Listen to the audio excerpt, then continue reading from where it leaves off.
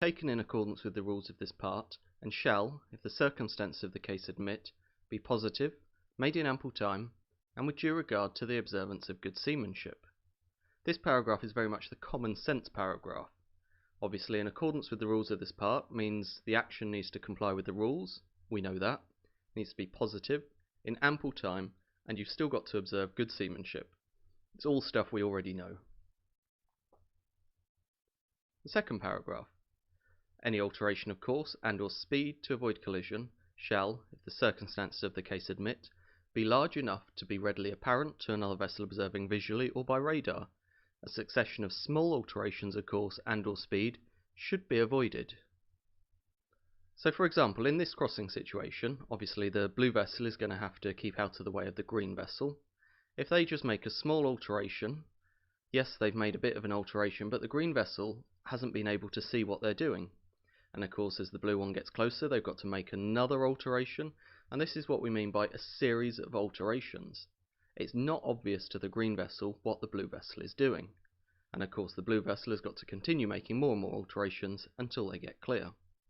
Instead of that, what they should do is make one single bold alteration. Now, when the green vessel is looking over, they can immediately see that the blue one has taken action. They can see a complete change in aspect. They'll actually be seeing the vessel head on now, instead of seeing the broad starboard aspect.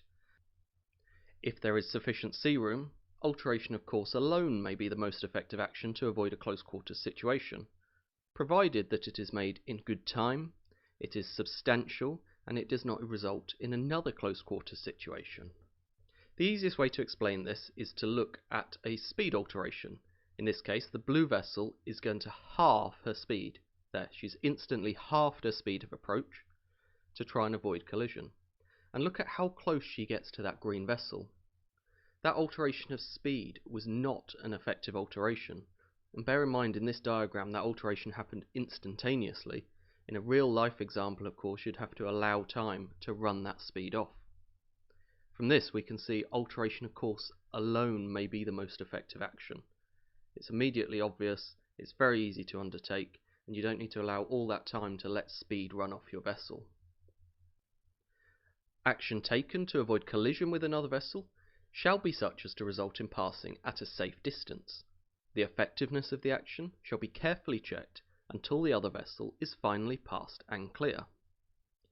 So again, this is kind of a common sense paragraph.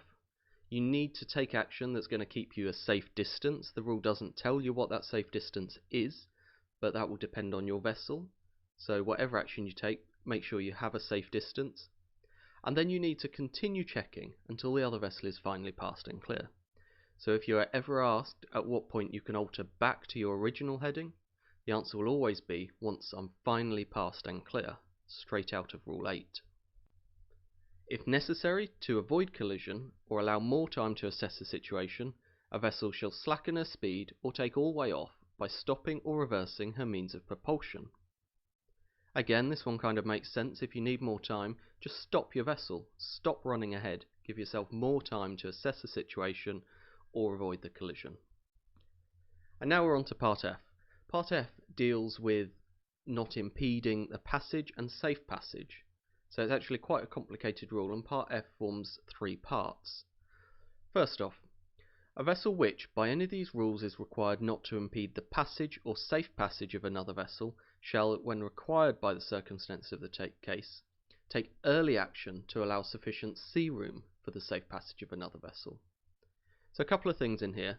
Obviously, the first thing that stands out is we're talking about not impeding the passage or safe passage. So within the rules, they'll talk about impeding passage or impeding safe passage, but the action taken is the same regardless of whether it is passage or safe passage.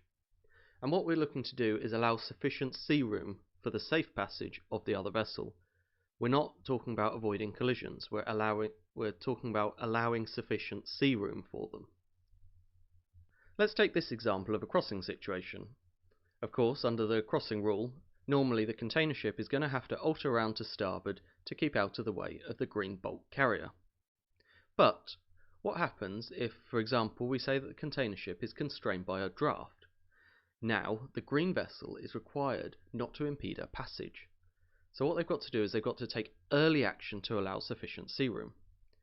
So before the container vessel is going to want to take action under the crossing situation rule, the green vessel has got to take action to allow sufficient sea room. So in this case she's going to make a bold alteration to starboard and parallel the course of the container ship. She's taken early action, allowing sufficient sea room. Then paragraph 2 of part F goes on to say, a vessel required not to impede the passage or safe passage of another vessel is not relieved of this obligation if approaching the other vessel so as to involve risk of collision, and shall when taking action have full regard to the action which may be required by the rules of this part. And what this basically means is that you cannot say, oh, risk of collision exists, I'm going to apply the crossing situation rule and stand on. So we'll go back to our example here. We know the container vessel is actually the give-way vessel. The green vessel is just meant to be allowing her sufficient sea room. But the action the green vessel takes needs to bear in mind what the container vessel may do. So, the green vessel alters round to port, she's got to remember that the container vessel may have taken action, assuming she is the give-way vessel, which she actually is. In this case, constrained by a draft, she can't deviate from her course really, so all she's going to do is slow right down, and that's put the two on a collision course again. What the green vessel needs to do is bear in mind the action that she may take, which is why the typical thing to do would be to make a bold alteration round to starboard and parallel the course of the container vessel. Then the third paragraph just goes on to confirm that again. A vessel, the passage of which is not to be impeded, remains fully obliged to comply with the rules of this part when the two vessels are approaching one another so as to involve risk of collision. So in our example, although the green vessel is meant to not impede the passage, the container ship remains fully obliged to comply with the rules of this part when they're approaching one another involving collision, which means it's still a crossing situation, the container vessel is still the give-way vessel, even though the green one should allow her sufficient sea room. And that brings us to the end of Rule 8. Hopefully you found the information useful. If you have, a thumbs up is always appreciated. If you've got any questions or comments, leave them below. And if you want to stay up to date with all the videos that I publish, hit that subscribe button.